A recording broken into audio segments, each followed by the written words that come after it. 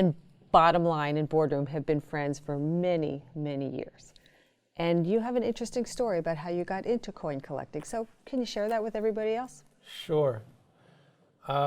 When I was 13 years old, I bought a coin through a mail order dealer, and the coin never arrived. And in an attempt to get my $30 back, I wrote to 7 government agencies.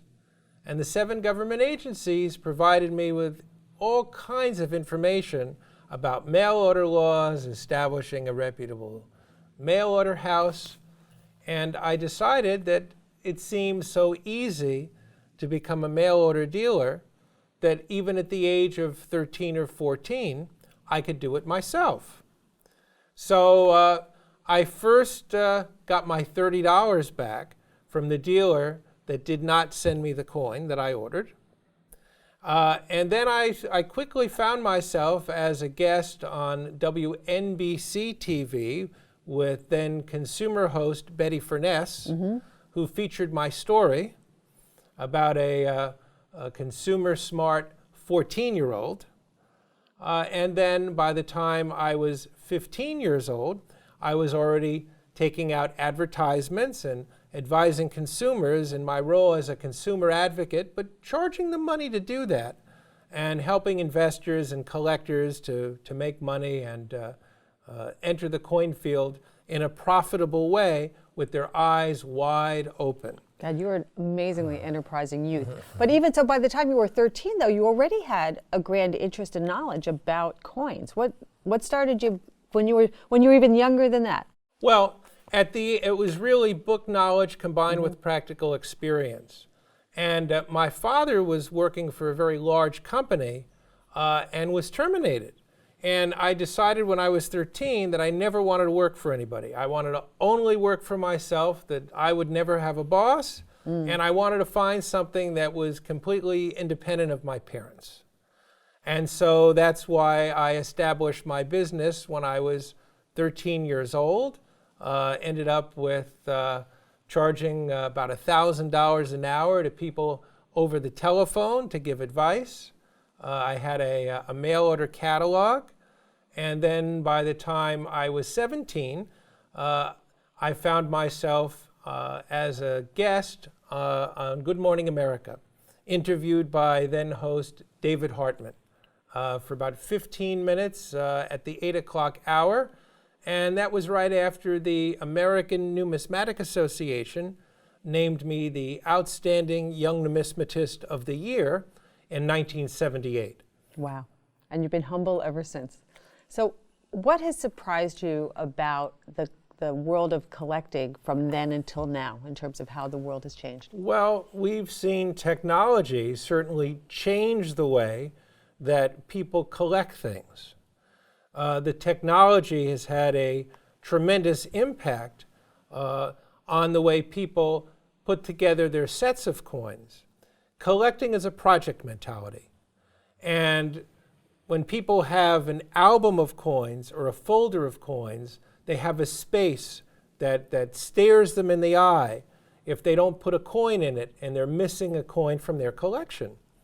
But what we have today are independent grading services, organizations that grade or rate coins on a scale of 1 to 70, where 1 represents a coin that's barely identifiable as to its type, 70 represents a coin that's perfect, and these organizations, once they've graded these coins, allow collectors to register their coins on the internet websites of these grading services. And today, thousands and thousands of people are all collecting coins electronically. They are taking the barcode numbers from their coins and entering them into these grading service websites. And you can do this yourself if you want to start collecting this way. You go to pcgs.com or ngccoin.com. And you can look at the registry set websites that these organizations have set up. And consumers will have their sets rated by these organizations automatically with software programs. So what this has done is, if there's only 1 coin that even if it's a relatively common coin, a coin from last year, that's the only one that the grading service gave a perfect grade to, but you needed to complete your collection. If that coin goes up for auction, even though it's a coin just minted last year, it might bring $30,000. So this is very, very different kind of collecting. People who compare their coin collections to other collectors over the internet and have their collections ranked. And let me tell you, you have some very, very enthusiastic and well-heeled people who are possessors of the #1 and #2 registry sets online. Wow. And they will pay almost any price in some cases so that their set can be #1. Wow, this internet thing came in handy. So let me ask you another question, because it's not just about, for you, it's not just about the coin collecting, but it's in fact also you focus on metals investing, that there's a really critical piece of everybody's portfolio that everyone should be collecting. If they don't feel like investing coins, they should certainly have metals as investment. Metals are essential, and I saw a great deal of instability in the nation throughout my childhood, living through the Carter administration and the great inflationary period that we saw and what it did to gold. I mean, during my first and second year as an undergraduate at Brandeis University in 1980, I remember gold at $875 an ounce on the international market, and that certainly sparked my attention and sparked the nation's attention and the world's attention for that matter. And it really allowed me to embark on a great path in building my business. Wow. And along the way, I might add, also speaking personally to the founder of Boardroom Books, to Martin Edelston, who served as a great inspiration to me in building my business and putting himself out there and giving me personal advice over the phone. You like to do that. Yeah, he was amazing. He was. So let me ask you one last question. What do you see the world of metals collecting, coin collecting, and investment grade collecting in, I'll call it 20 years from now?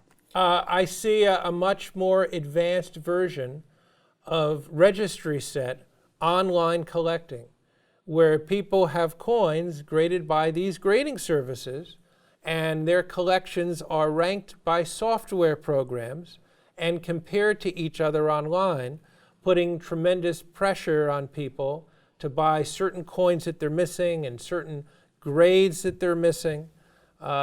And I see less and less coin conventions. I see the World's Fair of Money that's been so successfully run by the American Numismatic Association for many years now. I see that coming to an end sometime in the next 20 years. Much of this is going to take place online. They'll all collect alone. All right, well, Scott Travers, I am so glad to have you with us today and looking forward to having some more chats with you. Both an honor and a privilege to be here. Thank you so much. If you liked what you just heard in my conversation with Scott, do me a favor, tell your friends, share this video, like it, do the social thing. There's more of it at bottomlineinc.com. You can follow Scott's blog, and there are more videos. Thanks so much.